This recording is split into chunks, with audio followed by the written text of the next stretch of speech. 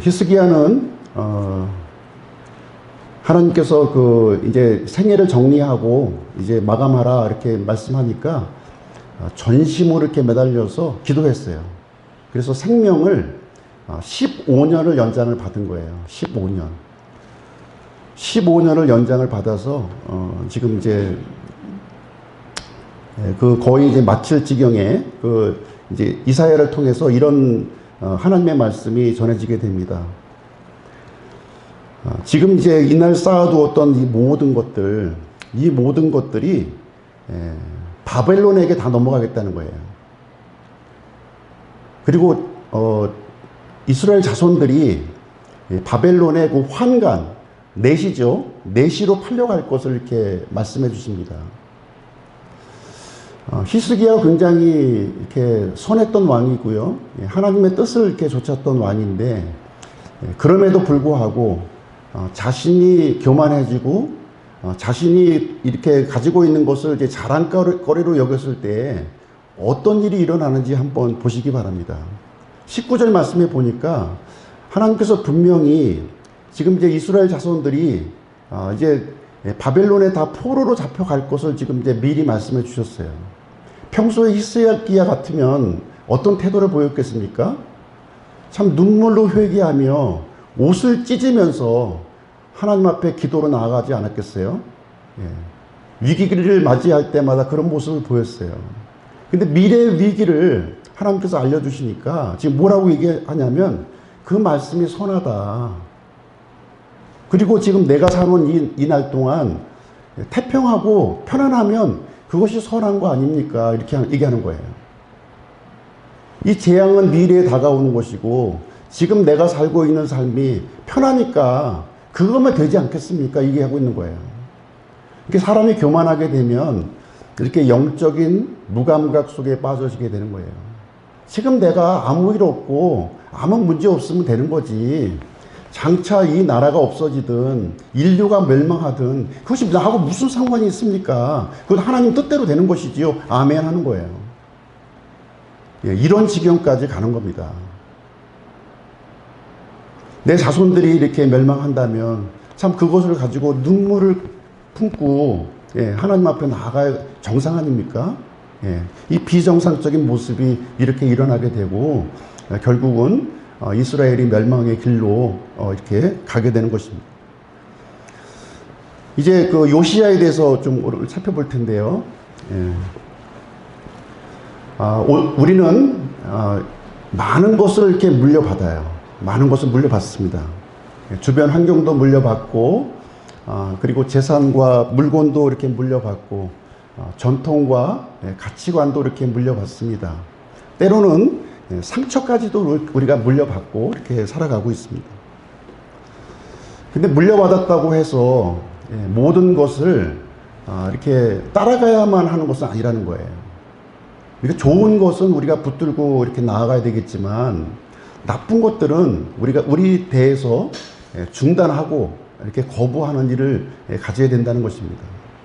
지금 현재 내가 누구의 길을 걷고 있는가 하는 것을 한번 좀 돌이켜 봤으면 좋겠어요. 부모의 길인가? 아니면 세상이 가는 길인가? 아니면 하나님의 말씀이 가르치는 길인가 하는 것을 오늘 이 아침 시간에 우리가 점검해 보았으면 좋겠습니다. 요시야가 물려받은 시대를 한번 보도록 하겠습니다. 므낫세의 아버지가 누구죠? 므낫세. 히스기야입니다. 히스기야. 지난 시간에 살펴보았던 히스기야예요. 히스기야가 15년 연장을 받아가지고 낳은 아들이 바로 므낫세인데 남유다에서 가장 악한 왕이에요. 하나님의 성전에 우상을 이렇게 세워놓은 인물입니다.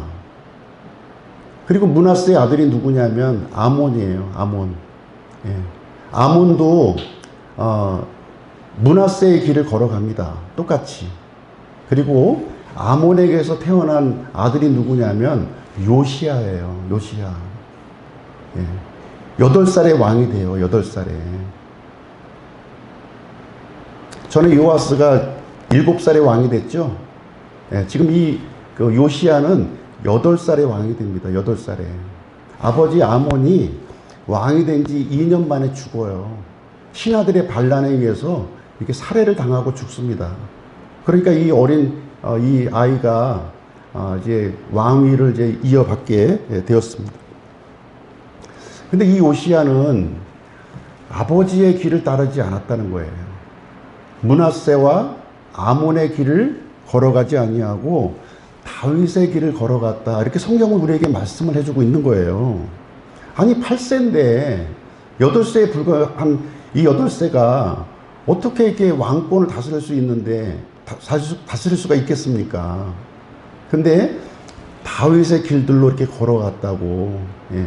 아버지의 길을 거부하고 예. 다윗의 길을 걸어갔다 이렇게 얘기해 주고 있습니다. 첫 번째 기본은 물려받은 길 대신 하나님을 찾는다는 거예요. 하나님. 아버지의 길이 아니라 다윗의 길을 찾았습니다. 왕관을 받았습니다. 8세 때. 여기 보시게 되면 지금 이제 이 요시야에게는 두 가지 길이 있었어요. 두 가지 길.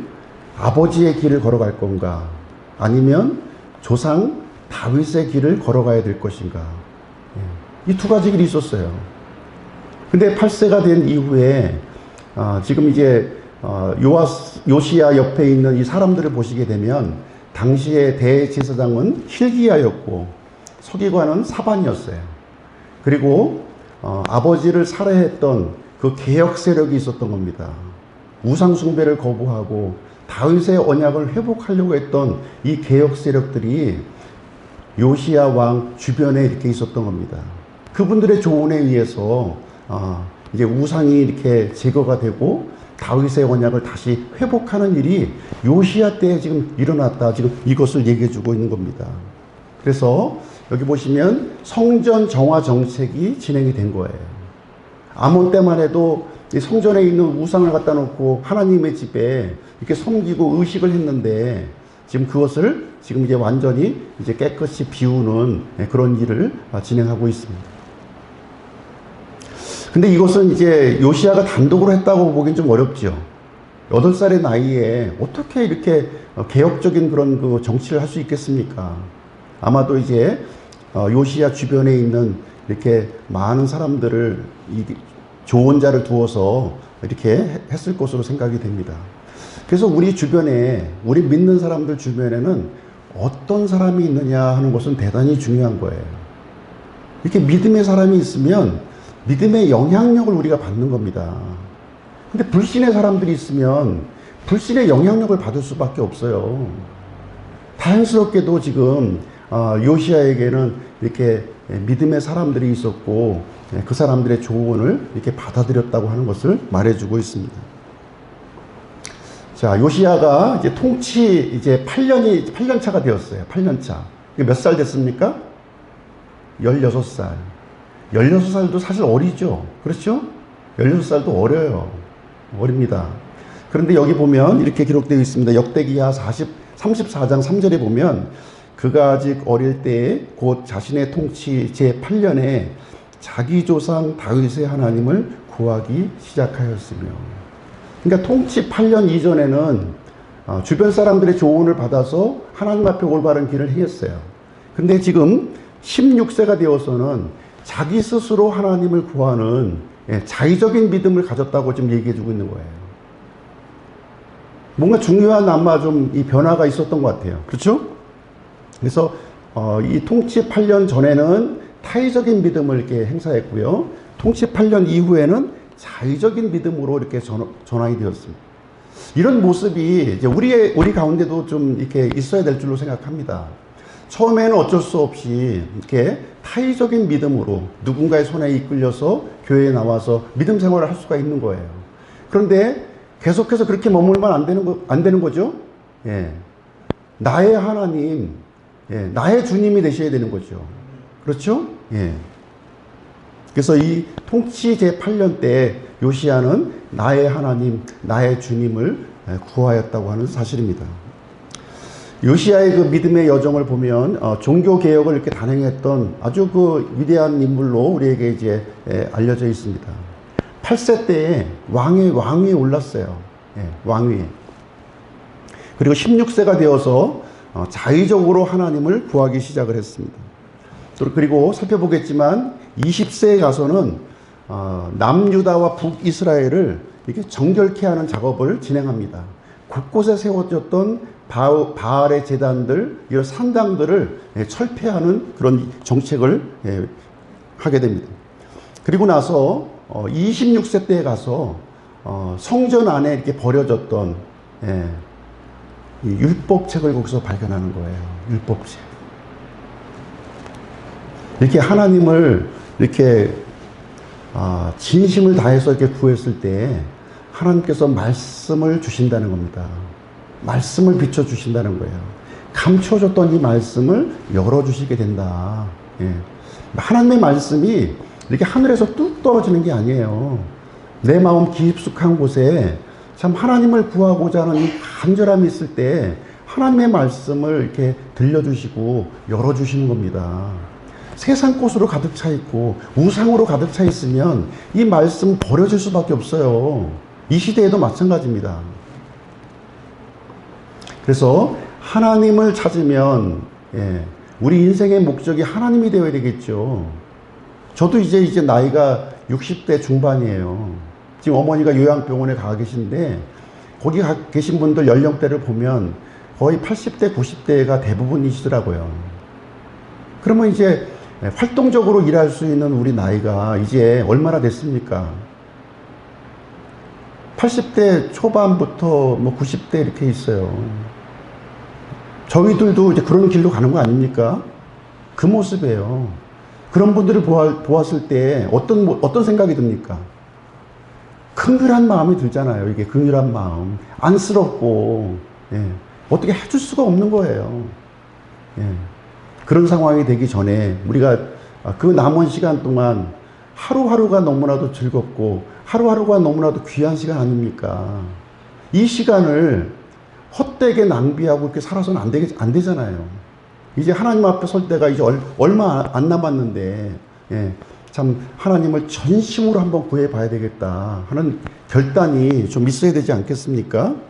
그래서 요시야가 하나님을 이렇게 구하고 찾는 순간 이전에 합당치 않은 것들을 이렇게 제거하고 다윗의 언약을 새롭게 이렇게 회복시켰다고 하는 사실입니다. 그래서 믿음이라고 하는 것은 방향성이에요. 방향성이 중요합니다. 어떤 분들 얘기를 들어보면은 계속 10년 전, 20년 전에 믿음에 머물러 있는 사람들이 너무나 많이 있어요. 현재 내가 경험하고 있는 하나님, 이 하나님이 중요한 거 아닙니까? 이 하나님을 경험하셔야지. 너무나도 안타까운 거예요. 왜 과거에 머물러 있습니까? 이제 앞으로 나가셔야지. 하나님과 더 깊고 더 친밀한 관계로 나가야 되지 않겠습니까?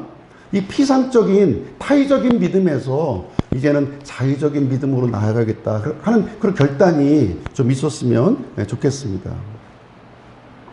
그래서 이 요시야는 이 전국에 지금 이제 깔려져 있는 이전에는 이제 성전에 있는 것들을 이제 전부 이렇게 정화를 시켰는데 전국에 이제 깔려져 있는 바알의 제단들, 각종 형상들, 이교도의 흔적들을 이렇게 제거하기 시작을 한 겁니다. 여기서 우리의 우상이 이제 무엇인가 한번 좀 생각해 봤으면 좋겠어요. 과거에는 이렇게 새겨놓은 형상이 이제 우상이었습니다. 그러나 지금의 우상은 좀 달라요. 하나님 없이 이제 살아가려고 하는 것, 바로 그것이 우상이에요. 하나님 없이 살아가려고 하는 돈, 하나님 없이 살아가려고 하는 이 자존심, 하나님 없이 살아가려고 하는 이 사람의 인정, 하나님 없이 살아가려고 하는 이 고집, 이런 것이 바로 우상이다 지금 얘기해주고 있습니다. 진정으로 내가 하나님을 구하고자 하고 하나님을 찾고자 한다면 이런 우상을 요시야가 깨부셨던 것처럼 우리 삶 가운데 깨부시는 그런 결단이 있어야 될 줄로 생각합니다. 과거보다는 얼마나 잘 살게 됐어요. 진짜 과거에 우리 부모님 세대만 해도 피죽도 못 먹었던 시대 아닙니까? 근데 지금 보니까 아파트 곳곳에 가보면은 멀쩡한 것도 다 버려요. 잘 먹고 잘 삽니다. 그럼에도 불구하고 불평하고 불만하고 더 가졌으면 좋겠다고 하는 건데, 이것이 욕심 아니겠습니까? 그래서 잘못된 흐름을 끊어야겠다는 결단이 좀 있었으면 좋겠어요. 아, 잘못된 흐름을 끊어버려야 되겠다. 예. 내가 받은 이 상처를 다음 사람에게 그대로 넘겨주지 않겠다 하는 이런 결단이 좀 있었으면 좋겠습니다. 이것이 바로 기보의 삶이에요. 기보의 삶. 믿음은 절대로 지식이 아닙니다. 예, 지식이 아니에요. 이 믿음은 살아내는 힘이에요. 하나님의 말씀대로 살아나는 힘입니다. 지식은 많이 알고 있어요. 근데 당장 하나님 앞에 나와서 예배 드릴 이 동력이 없는 거예요. 중요한 일이 있으면 그쪽으로 빠져나가는 거예요. 일주일에 1시간도 지금 구분하지 못하지 않습니까? 그러면서 나는 믿음이 좋고 나 하나님 앞에 바로 서 있다고 얘기할 수 있겠습니까? 그리고 이전에 가졌던 언어, 세상적인 언어들, 이런 습관들을 끊어버려야 되는 거예요. 예. 내가 6.25 전쟁을 겪었으니 너희들도 한번 6.25 전쟁 겪어봐라. 참 이것같이 잔인한 말이 어디 있어요. 내가 6.25 전쟁 겪었으면 내 후손들은 6.25 전쟁 겪지 말게 해야 되는 것이 온당한 태도 아닙니까? 그래서 우리나라가 이렇게 잘 먹고 잘 살게 된 것도 하나님의 은혜 속에 이루어졌지만 우리 민족들이 우리 가난을 좀 대물림해서는 안 되겠다. 이렇게 못 배운 한을 우리 자식에게까지 대물림해주지 않겠다 하는 마음으로 열심히 가르치고 열심히 일했지 않습니까?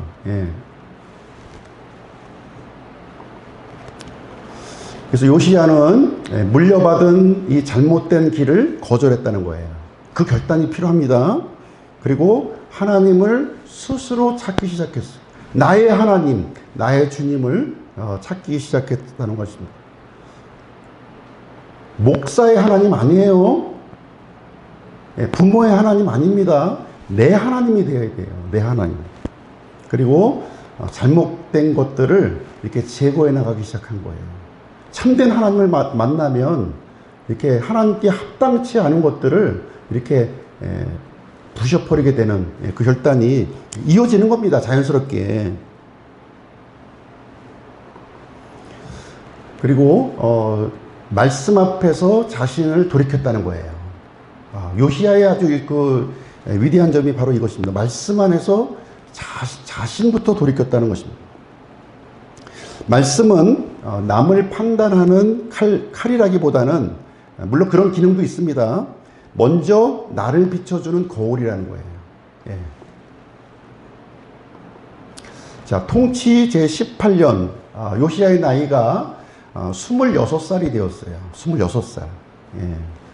성전을 이제 정화를 했으니까 이제 수리하는 일을 이제 진행합니다. 새롭게 리모델링 하는 거죠. 리모델링을 했을 때 요시야는 많은 동역자들과 이렇게 함께 한 거예요.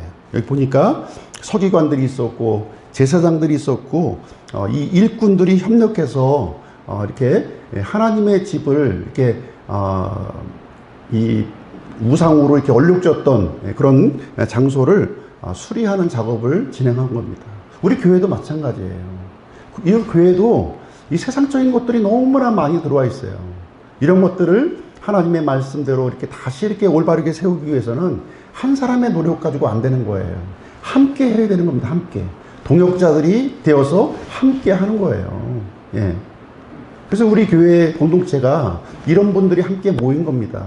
동역자들이 모여서 어떻게 하면 이 하나님의 말씀대로 이 교회를 세워나갈 것인가 서로 고민하고 의논하고 또 기도하고 또 순종하고 안 되면 또 대기하고 그 일을 해 나가는 겁니다. 평일날은 열심히 이렇게 돈 벌어서 이렇게 하고 그 벌은 돈 가지고 나 혼자 잘 먹고 잘 살라는 게 아니라 하나님의 일을 위해서 어떻게 하면 쓸 것인가 하는 것들을 우리가 고민하는 것이 우리의 올바른 태도라고 하는 것입니다.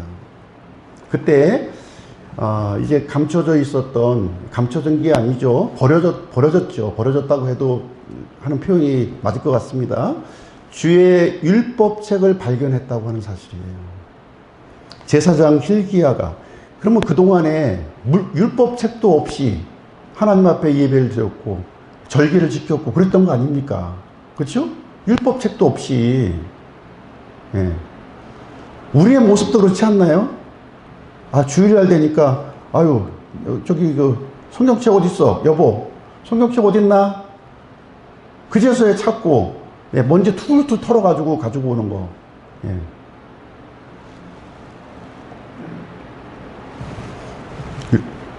성경이 주일날 이렇게 갖고 오라고 성경을 우리가 갖고 있는 게 아닙니다.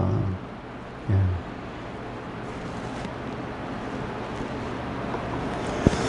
성전 안에, 예, 정작 있어야 될 것이 없었던 거예요. 예. 성소와 지성소는 있었어요. 제사장도 있었습니다. 종교적인 제도도 있었어요. 그런데 말씀은 없었다는 거예요. 아니, 말씀 없는 이 성전이 무슨 의미가 있습니까? 하나님은 말씀을 통해서 역사하시는데 이 말씀이 없으니, 예, 뭐가 되겠어요? 성경책을 갖고 있다고 해서 이 말씀이, 예, 나를 다스리는 게 아니에요. 예. 어떤 분은 이 성경책을 머리에 베고 자면은 두통이 없어진대요. 두통이. 그래서 성경책을 베고 자는 거예요. 성경책 그런 용도로 쓰라고 주신 것이 아닙니다. 이 말씀으로 나의 삶을 다스리도록 하기 위해서 주신 거라고 하는 사실입니다.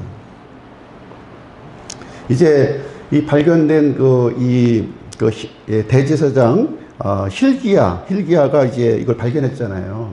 그래서 이제 서기관이 이제 왕에게 보고를 했습니다. 해서 이 발견한 율법책을, 예, 왕에게 읽어준 거예요. 그렇게 했더니 왕이 어떻게 했느냐? 지금 왕좌에서 내려와가지고, 예, 그 말씀 앞에 서서, 예, 그 하나님의 말씀을 경청하는 모습을 보였다고 하는 사실이에요. 예, 왕이 왕좌에서 내려와가지고 말씀 앞에 선 거예요. 어느 누구도 하나님의 말씀보다요 더 높은 자리에 설 수가 없는 겁니다. 여기도 교회도 마찬가지예요. 목회자가 이렇게 앞에 있으니까 대단한 존재로 보이십니까? 예? 대단하지 않아요. 이 말씀 앞에, 예, 서 있는 겁니다. 예, 전하는 사람이나 듣는 사람이나 똑같이 하나님의 말씀을 경청하는 자리, 예, 그 자리에 머리를 조아리고 서 있는 것입니다. 말씀을 들은 이 요시야는 어떤 태도를 취했냐면 자기 옷을 찢었다는 거예요. 자기 옷을 찢었다. 예. 아우, 그 비싼 옷인데, 예? 왕복 아니에요.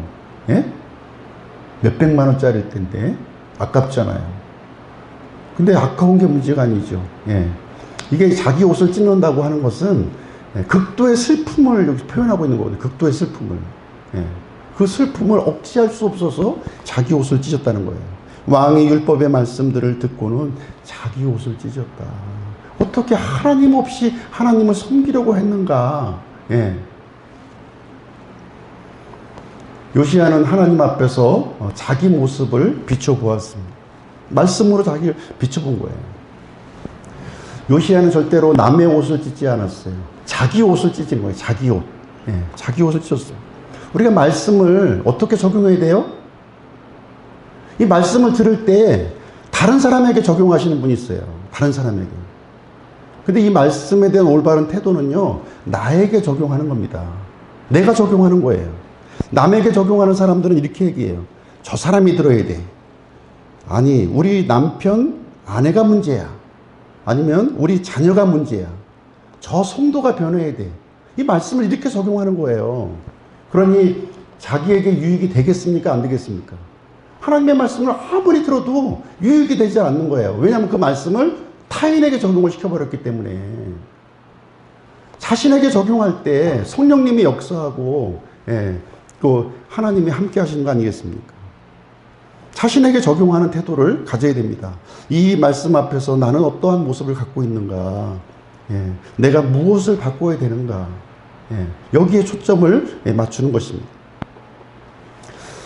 요시야에 대한 하나님의 평가가 역대하 34장 27절에 나와 있어요. 이 핵심 구절입니다. 이것이 하나님의 말씀을 우리가 들었을 때 어떤 자세로 우리가 받아야 되는가. 예. 하나님께서 요시야에게 이렇게 얘기합니다. 내 마음이 부드럽게 되어 내가 하나님 앞에서 너 자신을 낮추었다. 요시야는 하나님의 말씀을 들었을 때에요. 예, 마음을 부드럽게 하고 자신을 낮추었다고 하는 사실이에요. 그 모습을 하나님께서 이렇게 올바르게 평가를 해 주셨습니다.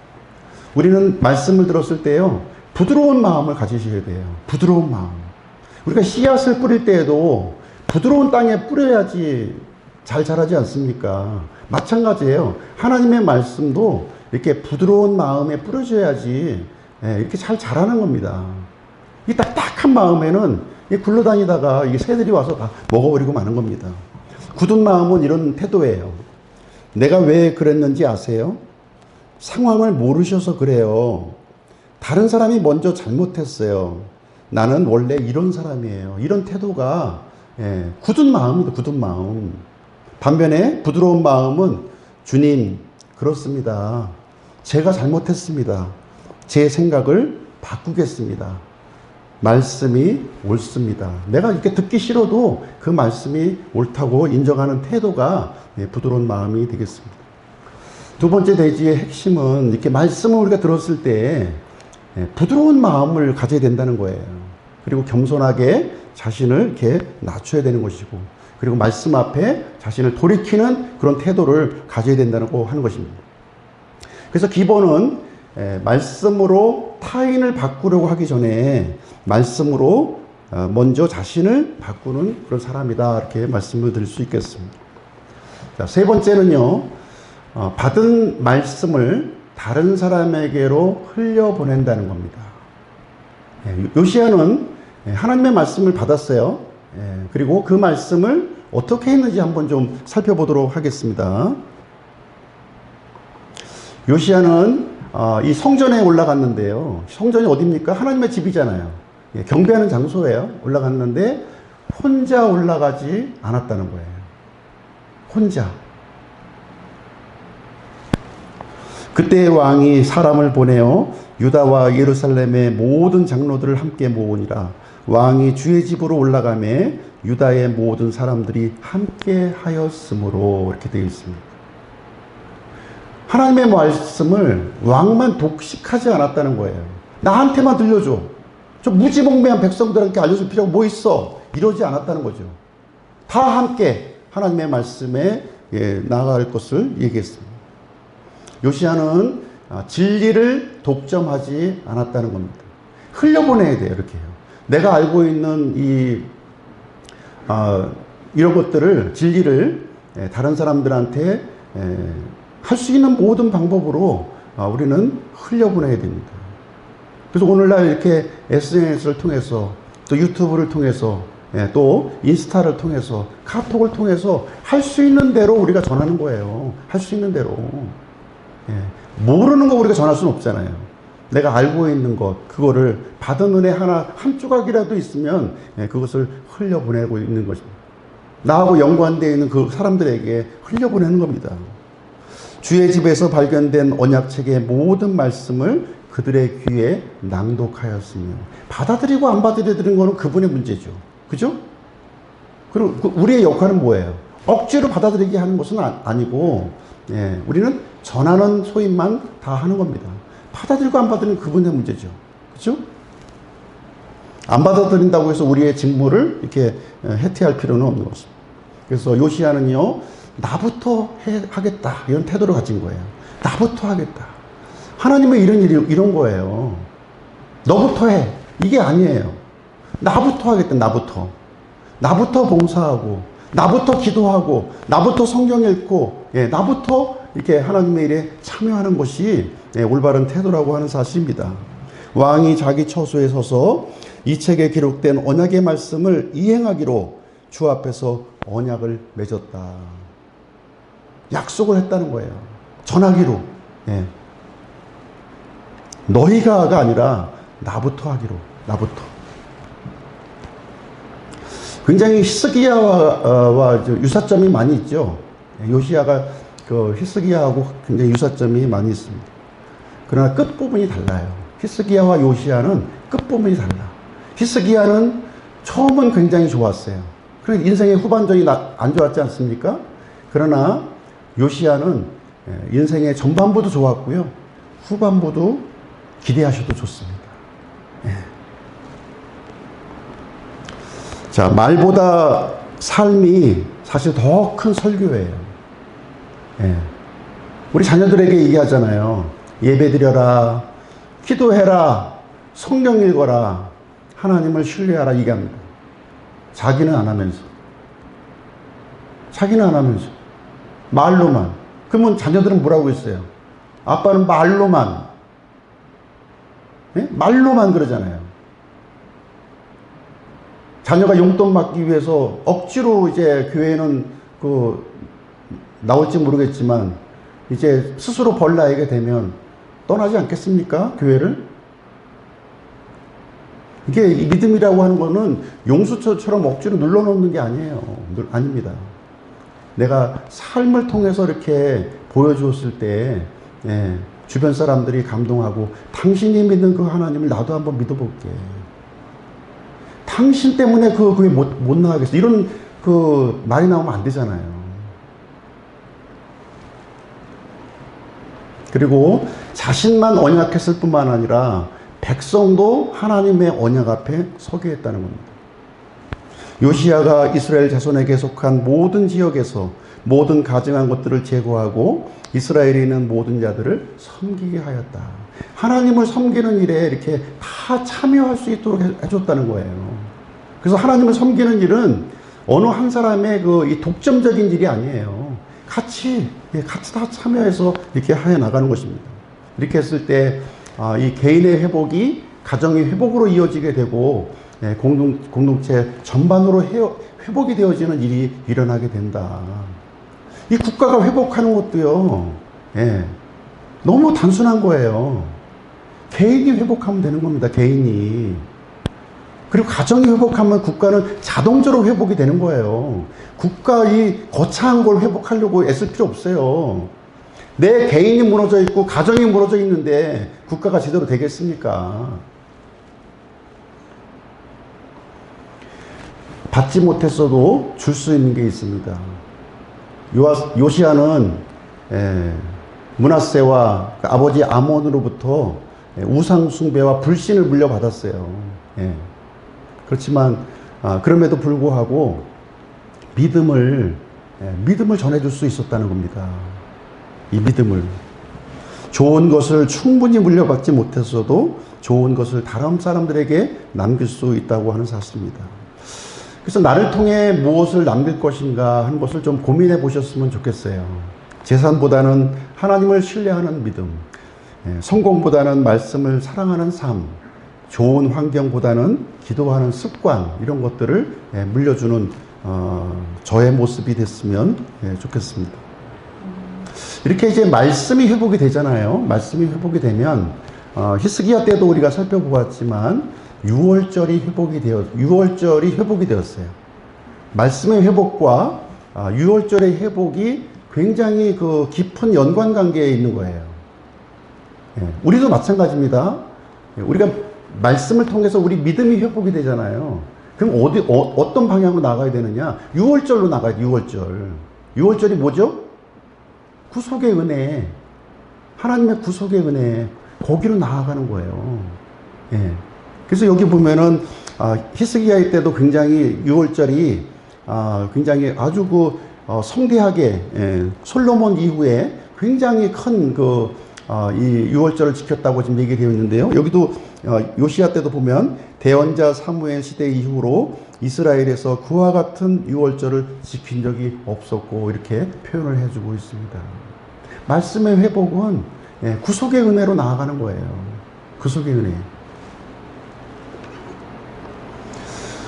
대지 세 번째 핵심은요, 자신이 발견한 이 생명의 길로 다른 사람도 함께 데려가는 것입니다. 절대로 나만 구원받는 게 아니에요. 다른 사람도 구원받을 수 있도록 내가 그 통로의 역할을 감당하는 것이 기도의 삶이 이제 되겠습니다. 오늘 말씀 이제 요약을 해보면 요시야는 첫 번째로 아버지의 길이 아니라 다윗의 길을 걸었다는 거예요.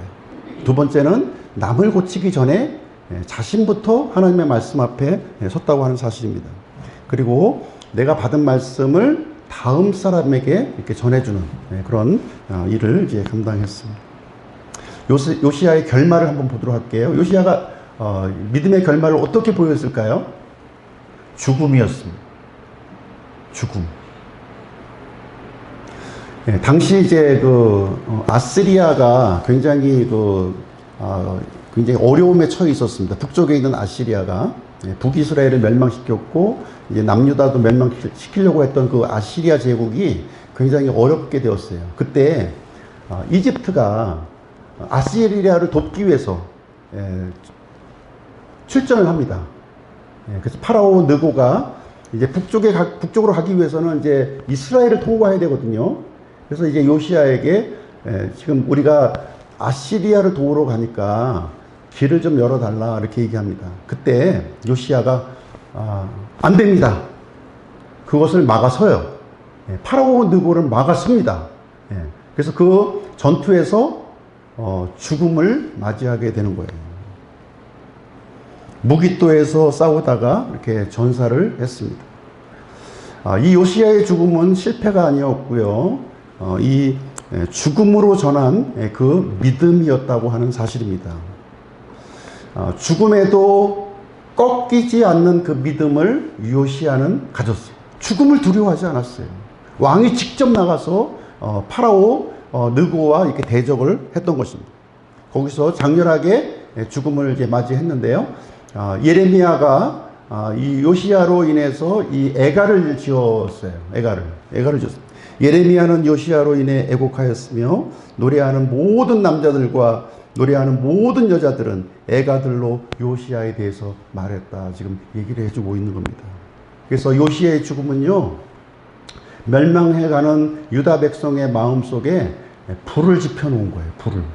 불씨를 지펴놓았어요. 요시야는 죽었지만 그 죽음을 통해서 말을 했습니다. 요시야의 죽음은 결코 헛되지 아니하였고요. 당대의 열매를 거두지 못했어요. 당대. 요시야의 죽음으로 열매를 맺히지 못했습니다. 그렇지만 이스라엘의 백성들의 마음 속에 그 믿음의 씨앗을 심어 주었다고 하는 사실입니다. 여기 보시게 되면 유다 왕의 계보를 또 요시야를 중심으로 한번 보시도록 하겠습니다. 히스기야를 이어서 므낫세가 왕이 되었고, 므낫세에 이어서 아몬이 왕이 되었고, 아몬에 이어서 8살짜리 요시야가 왕이 되었습니다. 이 요시야는 무깃도 전투에서 전사를 했습니다. 죽었어요. 근데 여전히 요시야를 통해서 말을 하고 있는 거죠. 요시야의 죽음으로 인해서 이제 급속하게 남유다는 멸망의 길로 걸어가게 됩니다. 요시야에 의해서 둘째 아들 여호아하스가 이제 왕이 되고요. 그 다음에 여호아하스에 이어서 첫째 아들 여호야김이 이제 아들이 왕이 되고, 그 다음에 세 번째 아들 시드기야가 이제 왕이 됩니다. 요시야의 아들들이 다 왕이 돼요. 차례차례. 그리고 여호야김의 아들 여호야긴이 이제 그 왕이 되는데요. 이 바벨론 포로로 잡혀가죠. 그렇죠? 바벨론 포로로 잡혀가는 것으로 역대기가 이제 끝나게 됩니다. 자, 여기 보시면 요시야의 전사를 보시면 주전 609년이었고요. 이 유다의 바벨론 포로는 주전 586년이었고, 그로부터 70년 후에 포로 귀환이 이루어지게 되는데, 주전 539년에 이제 70년이 찾아 이스라엘 땅으로 다시 돌아오는 일이 일어났습니다. 여기에 요시야가 심은 말씀의 씨앗이 남은 자들을 통해서 다시 열매를 맺게 되었다고 하는 사실입니다. 하나님께서는 요시야의 죽음을 보시고 이 남유다를 이렇게 포기하지 않으시고 붙잡아 주시고 다시 회복의 길, 소망의 길을 열어주셨다고 얘기해 주고 있습니다. 당장 이루어지지 않는다고 우리가 걱정할 필요 없어요. 하나님께서 내가 심는 이 씨앗을 통해서 언젠가 열매를 맺게 해 주신다는 것입니다. 하늘의 미랄, 요시야는 씨앗을 심고 죽었습니다. 예수 그리스도께서는 씨앗이 되어서 죽으셨어요. 예. 요시야의 모습은 예수 그리스도의 모습을 예표적으로 우리에게 보여주고 있는 것입니다. 예수님은 하늘의 밀이 땅에 떨어져 죽지 아니하면 홀로 남지만 죽으면 많은 열매를 맺게 해주신다고 하셨습니다. 예수님의 십자가의 그 대속의 죽음을 통해서 지금 수많은 믿음의 열매가 지금 열려지고 있는 거 아니겠습니까? 예수님이 죽으셨기 때문에 가능한 거예요. 하늘의 밀이 되어서 떨어져 죽었기 때문에 그 열매를 맺게 된 것. 죽지 않으면 열매를 맺을 수가 없어요. 그 하나로 남아있을 수밖에 없는 것입니다. 그래서 하나님께서는 이 요시야처럼 그리고 예수님처럼 이런 기도의 삶을 살아낼 것을 참 힘들죠. 이 믿음의 삶을 사는 것이 쉬운 건 아니에요. 살아낼 것을 지금 우리에게 지금 격려하시고 있는 것입니다. 비록 당대에 거두지 못할지라도 실망하실 필요가 없어요. 열매를 맺게 하시는 이 분은 누구시다? 내가 아니라 하나님이라고 하는 사실입니다. 내가 심는 이 씨앗을 가지고 하나님은 미래에 이런 열매를 맺게 해주신다고 하는 사실입니다. 적용을 하고 마치도록 하겠습니다.